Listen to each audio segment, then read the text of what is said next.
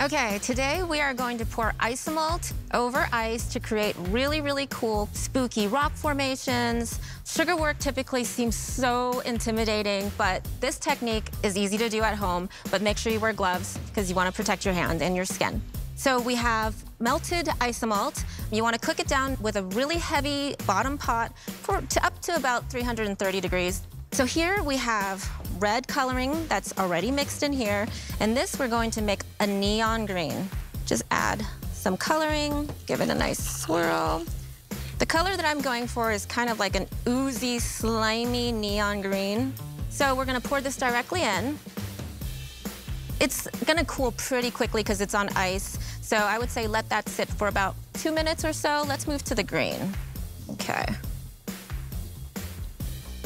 That is hot, hot, hot. Okay. This is the wildly fun part. We're just gonna grab the sugar and very, very gently lift it up. And there's still some ice pieces in here. You can gently just remove it. I'm gonna let that one sit for a little bit. Let's see how this guy's going. What's really fun is this is a completely organic process and you never know what it's gonna look like. And this is what they look like when we flip them over and remove all the ice. Ta-da! So much fun.